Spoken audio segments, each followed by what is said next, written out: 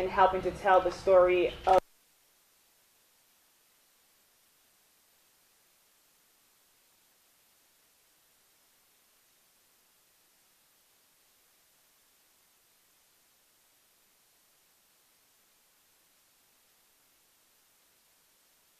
to start with. Okay, so we're gonna go with Linda first, and then you second, and then young lady right here.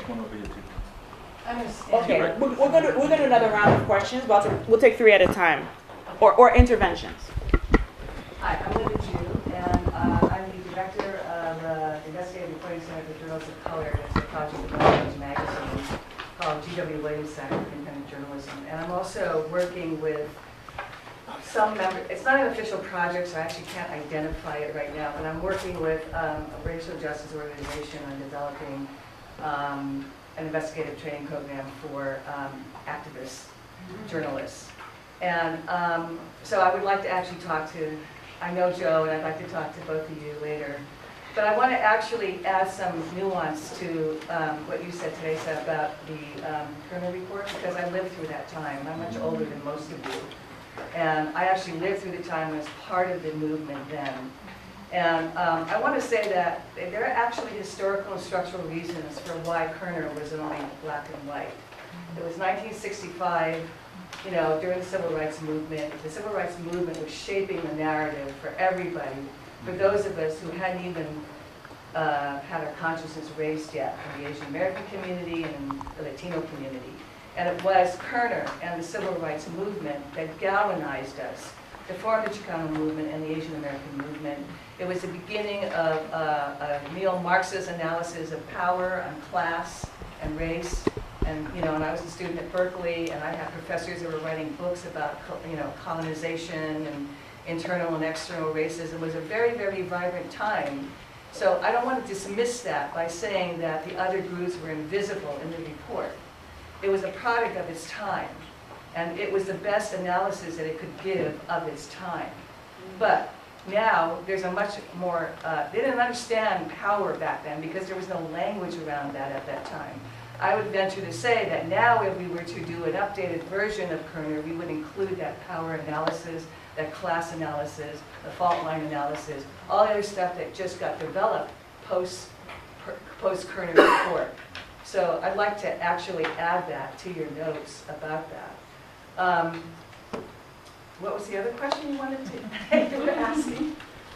If you could, you already answered one of the prompts. Like, so whatever your intervention around Kerner, what projects you're working on, and then if anybody was doing anything specifically on commemorating the uprisings. Okay, I think I just wanted to add, I wanted to point that out. I wanted to talk about training because the discussion I've been having with this racial justice organization is they've been trying to train movement journalists for decades, and they've had problems with it. And one of the issues that I've been talking to them about is injecting a power analysis into journalism training. So I'd like to talk to you about that afterwards. Thank you, Linda. Next.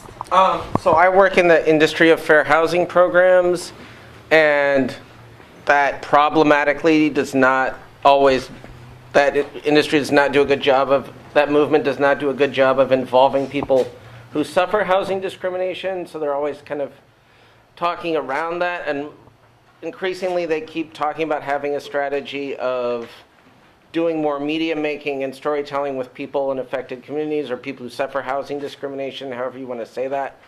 And I support that as a strategy. It's not a substitute for actually integrating people into the power structure of the movement, but I also want to push people to do that also if they're going to do that well and do that respectfully, and try to create resources for existing media. And just any advice about that, either in the session or afterwards, I appreciate.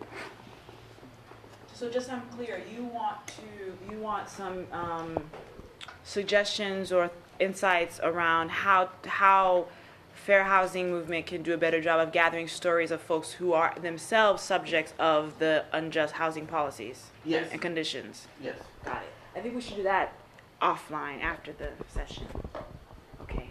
Thank you for raising that, though, because I think too frequently we're having these conversations and we forget about, the basic needs. So thank you, and I appreciate that. And our next question. I wanted to, For intervention. My name is Jinsine. I'm from New York. I come from a mass-based organization called DRUM, basically Driving Up and Moving. And I wanted to raise two things.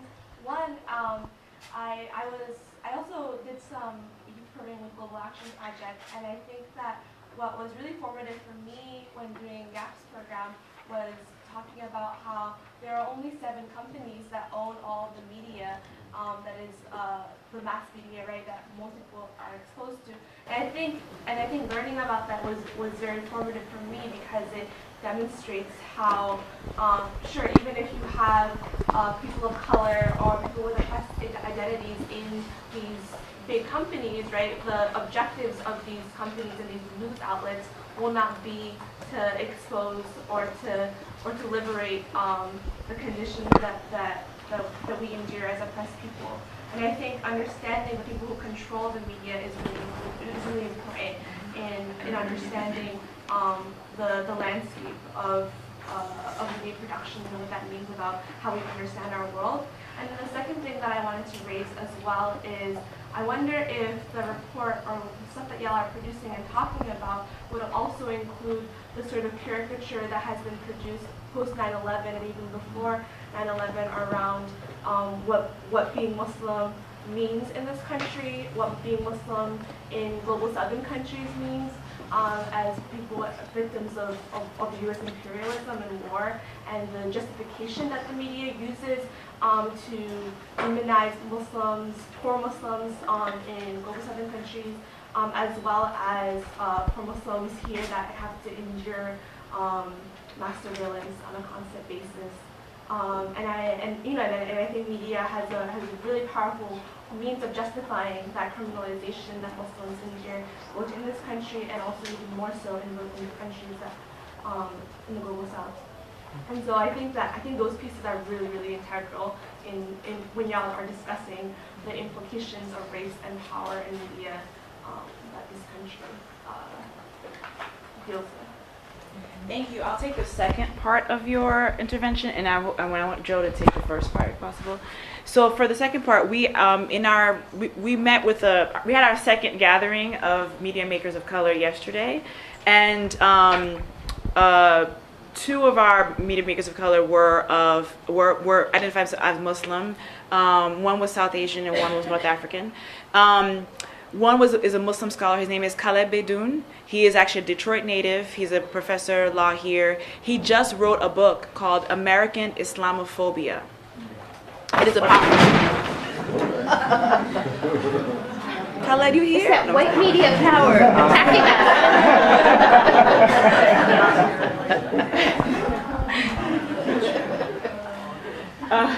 I read it as there's an ancestor who was like, yes.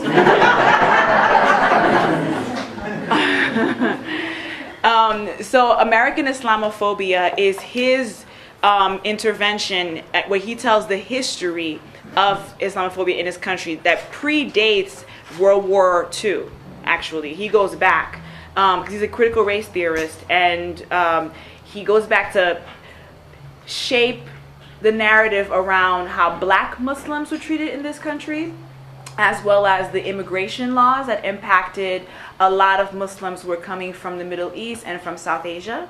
So he takes a whole history. So that I would offer that as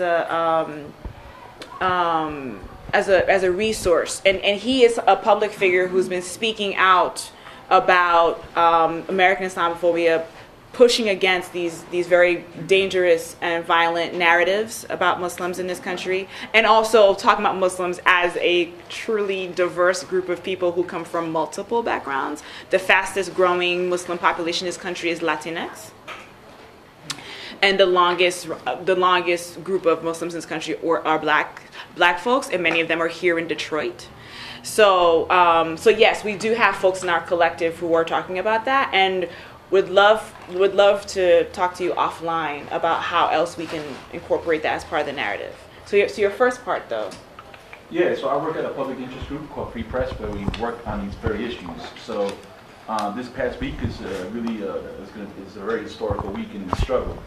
We saw last Monday that the FCC's net neutrality rules were taken off the books. Everyone knows what net neutrality is, I assume, in this room. So we won this victory. We've been fighting this for a long time, and we won during the Obama administration. Obama's first FCC chairman did the wrong thing. Really was going to gut the open internet. Our group sued in court. The courts actually agreed without argument. The second FCC chairman under Obama was a former telecom exec. He was going in the wrong direction.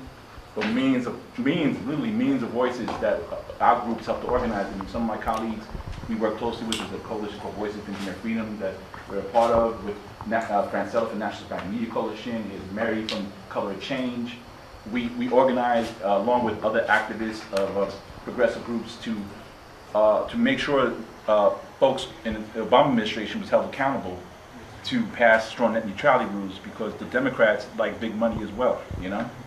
And a lot of our historical legacy civil rights groups also were on the wrong side of this, too, against net neutrality. And we've had to challenge, you know, even folks within our own community. And a lot of congressional members of the Black, Hispanic, and Asian American caucuses are still against net neutrality. Like Butterfield from North Carolina. And when North Carolina come talk to me, right? And there's a few on our list who are holdouts, right? So the point is, the FCC, we won, right? The FCC chairman did the right thing. President Obama actually was always on the right side of this issue. He even pressured his own FCC chair. The company sued. We won in court. The court upheld what we believe is true net neutrality. Now this FCC chairman, who he's riding the same cloth for Trump. He just lies his ass off all the time. And he voted in December to rescind the rules, and it went into it was officially off the books in Monday. Then we saw AT&T that was trying to buy Time Warner. And this administration, the Justice Department sued for we believe the merger should be blocked, but obviously they were suing for probably political reasons, because of this president. Like a broken clock strikes twice a day, right? So it's like the judge allowed this merger to go through without any conditions. So that's really important. Even though these mergers are terrible and the conditions won't run out, when you say no conditions on this merger, so this is a massive merger, and AT&T just bought Direct Television within the past year and a half or two. So now there's going to be a sprint of new wave of media consolidation, and the fight is over the future of the internet. This is what the fight is, right? And the ability to connect with you on whatever devices. It's really problematic for our communities. So problematic because it's a structural issue. And I'll just read a quote. This is the head of CBS, Les Moonves, in 2016 or 2015, when Donald Trump, he was at a Stanley Morgan media conference. This is what we're up against, is to your point, that folks can work in these places, but their intent is to maximize profit, right? So it says, Les Moonves, the head of CBS, said at a Stanley Morgan conference in 2016 about Donald Trump, "Who would have thought this circus would come to town? But you know, it may not be good for America, but it's damn good for CBS. So what can I say? It's, you know, the money's rolling in. And this is, I've never seen anything like this. And you know, this is going to be a very good year for us. But sorry, it's a terrible thing to say, but bring it on, Donald, go ahead, keep going." So this is the head of CBS, right? And so this is what we're up against, and the fight's over the future of the internet.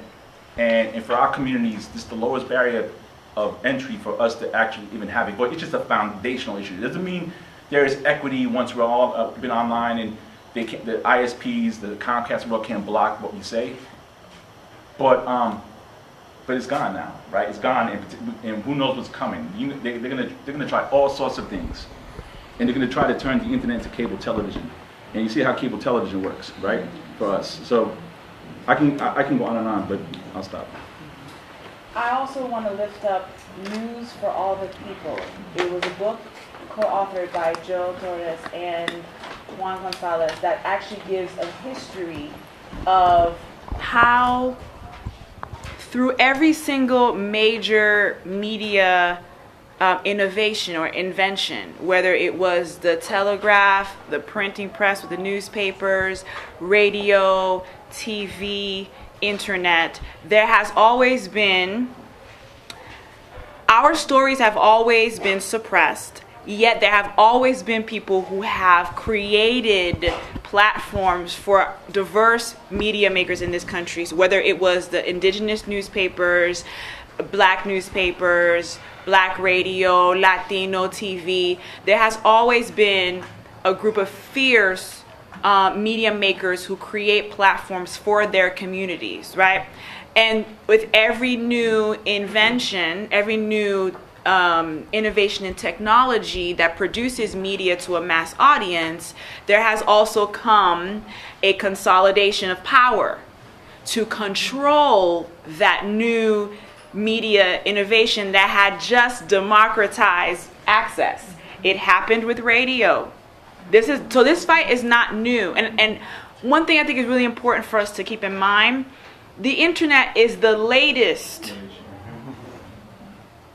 technological innovation that has allowed more people into the conversation. So that means if there's a new thing that comes up, we're going to have the same fight, right? So the real goal here is we have to build power to transform the system. We as storytellers, our role in building that power is to help educate, inform, and to create cultural intervention that tells the story of the system that we're coming up against, and then also for us to help create new platforms for new stories to be told, right?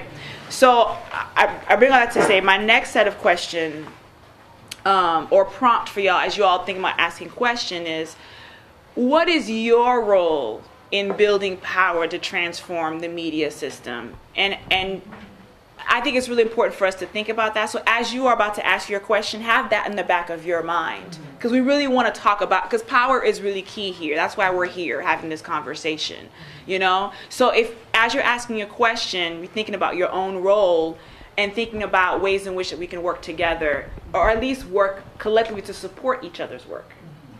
So I'll take, here's a question. Ooh, I got 4. I think we're good for 4 because we're on time. So we'll take these last 4. So I have first one here, second one here, our third, and then you last. You'll close us out, okay?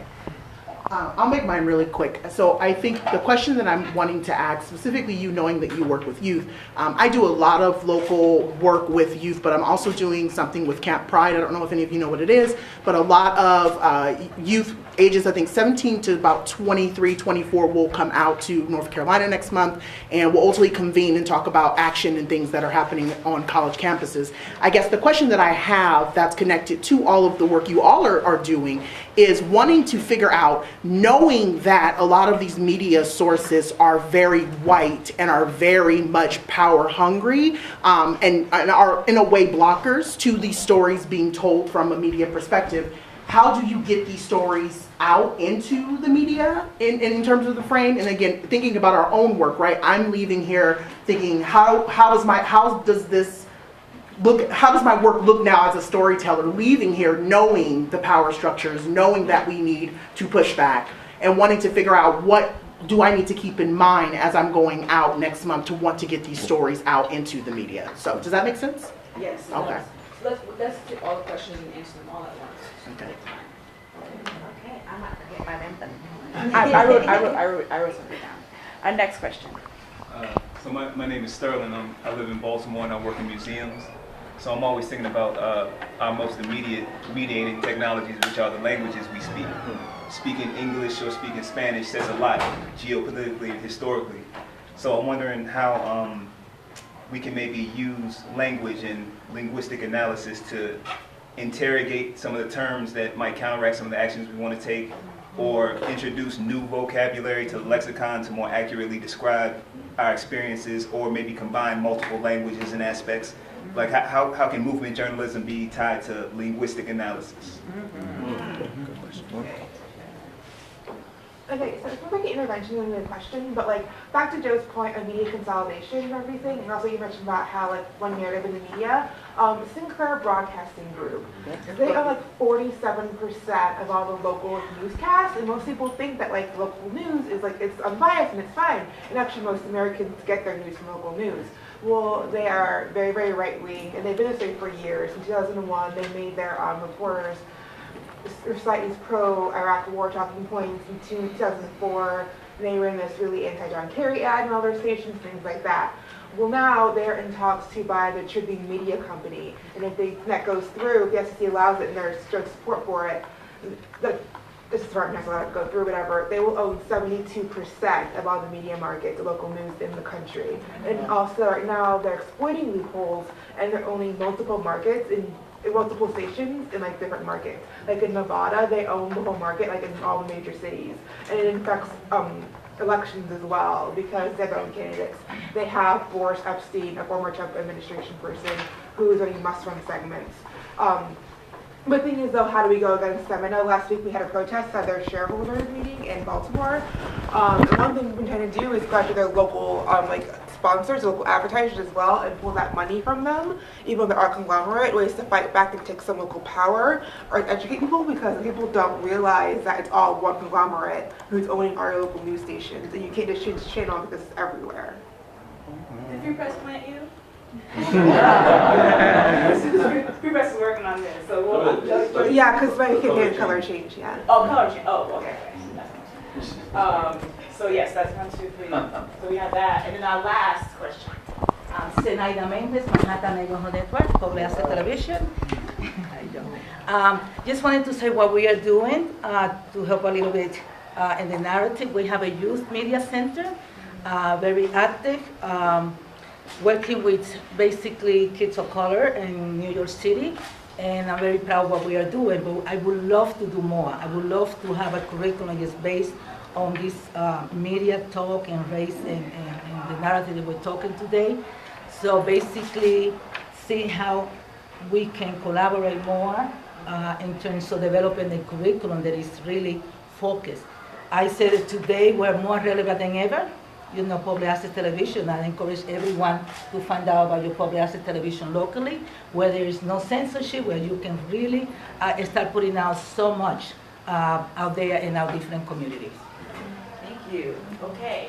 So I think here's what we're gonna do. We're gonna have our meeting makers answer 2 of the questions. We're gonna take 2 of them offline. So I think there's an idea we can come offline and talk about collaboration. And I think the linguistics, we can take that offline and have that conversation. So we'll take the youth, how do we get these voices out into the broader mainstream, and then Free Press and color changes work on Sinclair. How y'all feel about that? Mm-hmm. Okay. So who wants? We want to talk to you. Yeah. Yes, definitely. All right. So do you want to take? Please? I'm actually going to, even though we're going to take collaboration offline, I think every time I come to AMC, it's so much. There's so many incredible people everywhere, and I walk away feeling full, but I also walk away with a little bit of frustration sometimes because I can't meet everyone and talk to everyone.